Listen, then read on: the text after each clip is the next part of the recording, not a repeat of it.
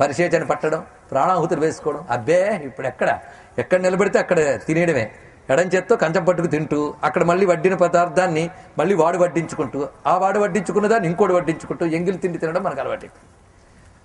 ప్రహ్లాదుడు అభిమంత్రించి తినడం వల్ల అన్నం శుద్ధమవుతుంది, దానివల్ల బుద్ధి శుద్ధమవుతుంది. ఎన్ని ఉన్నాయండి పద్ధతులు.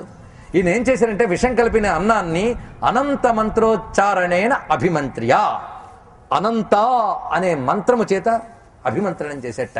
ఇది ఒక్కటి తెలుసుకోండి. పరిశేషం చేయాలంటే ఏ మంత్రం అండి అని మళ్ళీ పుస్తకం పట్టుకుని నా దగ్గరికి రాకుండా ప్రహ్లాదుడే చెప్పాడు ఇక్కడ అనంత మంత్రం.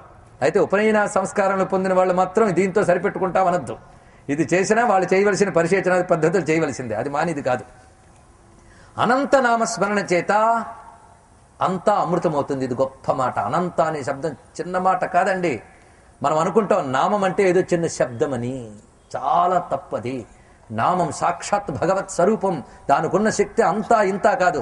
నామస్మరణకు మించిన శక్తి లేదు, అది సామాన్యమైన విషయం కాదు. అందుకే అనంత, ఈ అనంత నామం చేత విషాన్న అమృతం అయిపోయిందట.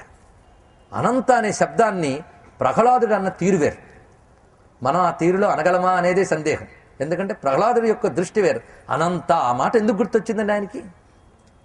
అనంతుడు, అంతము లేకుండా సర్వత్రా వ్యాపించినటువంటి వాడు.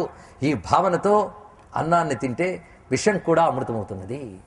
అలాగా అనంత నామోచ్చారణ చేసి అన్నాన్ని తినగానే ఆ విషం కూడా అతన్ని ఏమీ చేయలేదు, అది అమృతము చేసింది. ఎప్పుడైనా నారాయణ నామములు అన్నీ గొప్పవే, కానీ ఒక 3 నామములు మనం అనేక మార్లు చెప్పుకున్నాం, ఇక్కడ మరొక మారు అనుకుందాం. అచ్యుత, అనంత, గోవింద దివ్యనామములు.